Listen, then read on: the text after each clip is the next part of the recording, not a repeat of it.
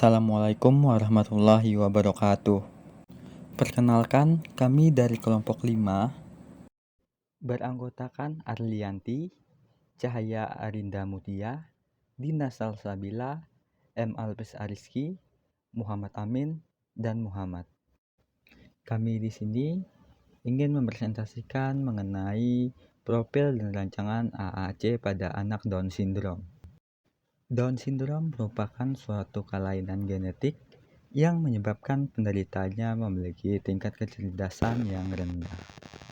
Selanjutnya, silakan tonton video presentasi dari kami.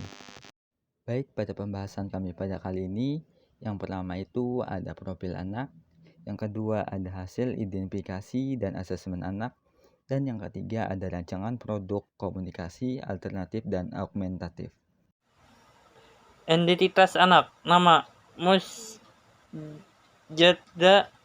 Khalifah Tanaupa, tempat tinggal lahir Halong 11 Desember 2007, jenis kelamin perempuan, agama Islam, status anak keluarga kandung, anak kedua dari 3 bersaudara.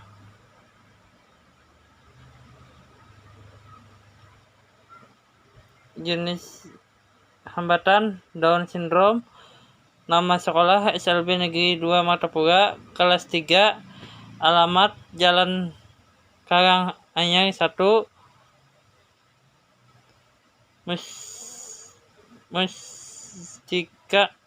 Mustika Gerha Asri, Jalan Mustika Komplek.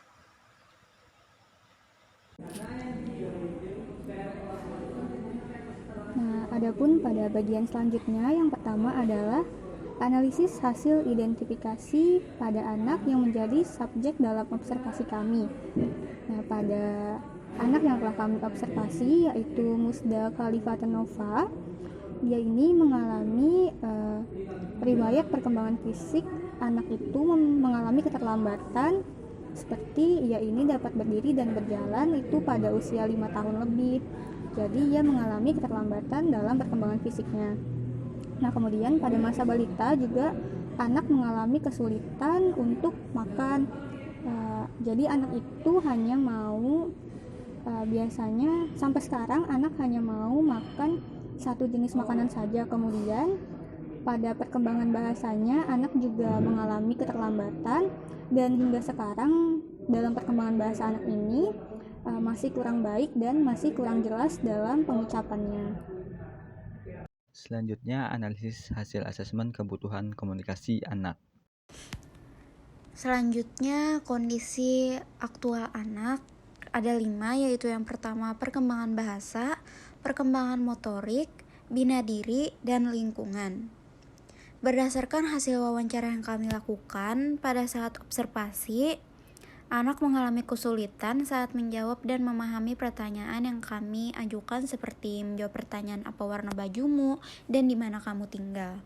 Pada pertanyaan yang kami ajukan tersebut, anak kebingungan saat menjawab pertanyaan yang kami ajukan.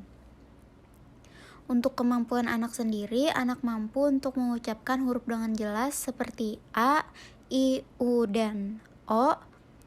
Bahkan anak masih mampu untuk mengucapkan kalimat sederhana dengan jelas seperti kata orang dan rumah. Berdasarkan hasil perkembangan bahasa anak, bahwa anak masih mampu jika instruksi kata yang sederhana dan mampu mengikuti instruksi jika kita meninstruksikan dengan kalimat yang mudah dimengerti dan pelan-pelan saja. Anak dalam perkembangan bahasanya juga masih kurang di lingkungan sekitarnya, seperti menirukan suara hewan yang kami instruksikan. Lalu yang kedua, perkembangan motorik. Untuk motorik kasar, anak cukup baik dalam melakukannya, seperti melompat, berlari, berjalan jinjit, berdiri dengan satu kaki, mengangkat benda ringan. Tetapi pada mengayuh sepeda, anak masih kurang mampu dalam melakukannya. Anak cukup baik dalam perkembangan motoriknya, seperti motorik halus.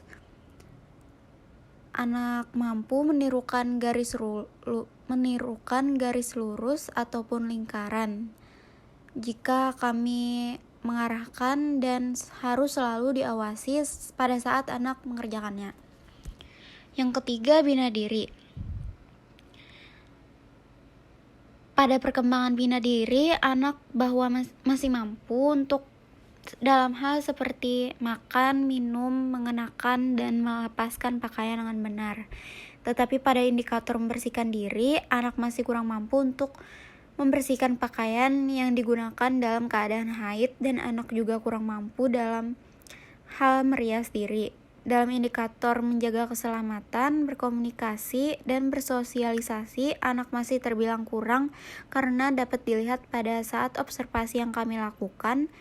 Anak pemalu saat kami datang ke rumahnya, dan anak ketika kami ajak berkomunikasi hanya menyebutkan kata-kata seperti iya dan tidak. Lalu yang selanjutnya ada lingkungan. Pada lingkungan sendiri, orang terdekatnya terhadap anak bisa berkomunikasi dan dapat menyampaikan sesuatu yang diinginkan anak. Di lingkungan anak sendiri, orang terdekatnya sangat menerima keadaan anak sejak anak dititipkan di rumahnya dan sangat berharap jika anak dapat bersekolah seperti anak pada umumnya. Yang selanjutnya mengenai kondisi potensi anak. Yang pertama itu ada perkembangan bahasa, di mana anak ini kurang mampu dalam berkomunikasi dengan jelas. Anak hanya dapat menyampaikan beberapa kata tertentu, dan anak belum mampu untuk menyampaikan beberapa kata untuk disampaikan atau kurang jelas. Nah, di saat anak diberikan instruksi, anak ini tidak mampu untuk melaksanakan instruksi tersebut, seperti kebingungan. Nah, di saat anak ini disuruh untuk menirukan suara hewan, dia tidak mampu untuk menyuarakan, dan anak ini tidak dapat membaca dengan baik. Kemudian yang kedua itu ada perkembangan motoriknya. Nah, secara keseluruhan anak ini tidak ada masalah dalam perkembangan motoriknya. Hanya saja ada beberapa yang anak ini tidak mampu lakukan, secara tidak mampu meniru garis lurus atau lingkaran, meniru tulisan, dan juga tidak dapat mengayuh sepeda roda 2. Kemudian yang ketiga ada bina diri. Nah, pada bina diri ini anak mampu merawat dirinya sendiri tanpa bantuan orang lain, dan anak juga mampu untuk melakukan sesuatu seperti makan dan minum. Namun anak ini tidak dapat membedakan hal-hal yang berbahaya bagi dirinya, seperti benda tajam dan binatang buas. Nah, serta anak ini tidak dapat juga untuk mengobati dirinya jika terdapat luka. Anak juga tidak dapat menjaga kebersihan lingkungan di sekitarnya. Kemudian yang keempat itu ada lingkungan. Nah, pada lingkungan ini anak terutama orang tuanya memberikan anak kesempatan untuk melakukan komunikasi, walaupun orang tua mengalami kendala saat berinteraksi dengan anak. Orang tua tidak pernah menarik diri atau menolak diri dengan adanya kehadiran anak ini. Orang tua juga selalu baik terhadap anak. Saat anak melakukan komunikasi verbal, orang tua dan lingkungan sekitarnya dapat memahami. Mengenai rancangan produk komunikasi alternatif dan argumentatif akan dijelaskan oleh rekan saya. Baik, pada slide ke-10 ini saya akan menjelaskan mengenai 3 poin. Yang pertama, fokus masalah anak, tipe dan jenis AAC, terus nama, komunikasi alternatif dan argumentatif. Untuk fokus masalah anak, berdasarkan hasil observasi yang kelompok 5 lakukan, anak memiliki kesulitan untuk berkomunikasi dalam kehidupan sehari-harinya. Bahasa anak yang tidak jelas mengakibatkan orang sekitarnya sulit memahami maksud yang ingin disampaikan oleh anak. Seperti ketika anak merasa lapar, haus, mau BAB, atau saat anak mengalami menstruasi, dia tidak dapat menyampaikan dengan jelas dan membuat orang di sekitarnya terkadang sulit menangkap apa yang ia maksud. Selanjutnya yaitu tipe dan jenis AAC. Ya, jadi tipe komunikasi alternatif yang kelompok 5 atau yang kelompok kami lakukan yaitu tipe light touch. Jenis AAC yang kami gunakan adalah berupa produk seperti remote untuk berkomunikasi. Anak yang kami desain di remote tersebut yang terdapat fitur seperti minum, makan, mandi, dan lain-lain, yang dimana hal ini dapat membantu anak untuk bisa berkomunikasi dengan orang sekitar atau orang rumah yang terdekat di lingkungan anak. Kami memilih tipe Lectech yang jenis remote ini karena pada anak sendiri, jika kami memilih produk AAC yang menggunakan aplikasi dan gadget, maka anak akan kecanduan dengan gadget itu sendiri. Orang terdekat anak juga tidak mengizinkan anak jika memegang gadget karena anak akan lupa pada waktu dan tidak peduli dengan keadaan sekitarnya lagi. Selanjutnya, untuk nama komunikasi alternatif dan augmentatif dari kelompok kami adalah Pentol Mochi, yang dimana Pentol Mochi ini merupakan singkatan dari pencet tombol remote komunikasi. Baik, selanjutnya D, yaitu prototipe AAC dengan bantuan. Untuk tampilan depan pentol mochi, yang pertama itu ada gambar makanan untuk makan.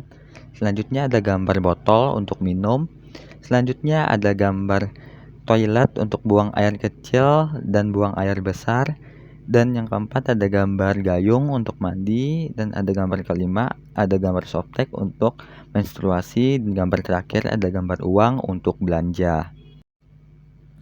Untuk tampilan samping pentol mochi, di situ ada fitur untuk menaikkan volume suara pentol mochi, dan ada juga untuk menurunkan volume suara pentol mochi. Dan fitur selanjutnya itu ada menghidupkan dan mematikan GPS. Selanjutnya untuk tampilan belakang pentol mochi, di sini ada tempat baterai pentol mochi.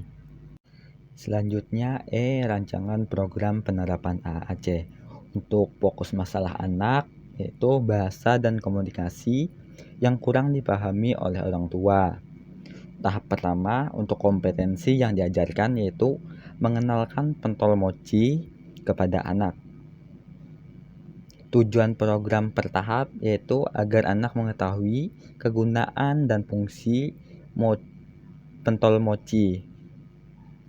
Untuk langkah-langkah pelaksanaan program, yang pertama yaitu tim kelompok menjelaskan kepada anak tentang nama alat yang akan digunakan. 2. Tim kelompok menjelaskan kegunaan alat. 3. Tim kelompok menjelaskan manfaat dari alat yang akan diberikan agar anak bisa mempergunakan sesuai kebutuhan dan fungsi alat. 4.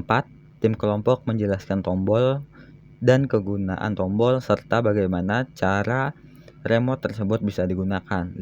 Tim kelompok menjelaskan bahwasannya remote ini tidak boleh dibanting atau terendam air agar penggunaan pentol mochi tidak rusak. Tahap 2. Untuk kompetensi yang diajarkan yaitu memberikan contoh tentang cara menggunakan pentol mochi. Dan untuk tujuan programnya agar anak bisa paham cara menggunakan pentol mochi. Selanjutnya untuk langkah-langkah pelaksanaan program, yang pertama, tim kelompok memperlihatkan remote kepada anak dan bisa juga didampingi oleh orang tua atau orang terdekat anak. Hal ini agar orang tua atau orang terdekat bisa memahami juga terkait alat pentol mochi. Yang kedua, tim atau kelompok mencontohkan setiap kegunaan tombol. Misalnya anak ingin BAB, maka tombol yang akan dipencet adalah tombol yang bergambar WC. Dan juga misalnya anak ingin jajan, maka ia akan menekan tombol yang bergambar uang. Selanjutnya pada tahap 3, anak diberikan arahan untuk mencoba pentol mochi dengan didampingi oleh kelompok dan orang tua atau orang terdekat anak. Bertujuan agar anak benar-benar memahami cara menggunakan remote. Hal ini diharapkan anak bisa mandiri dalam menggunakannya.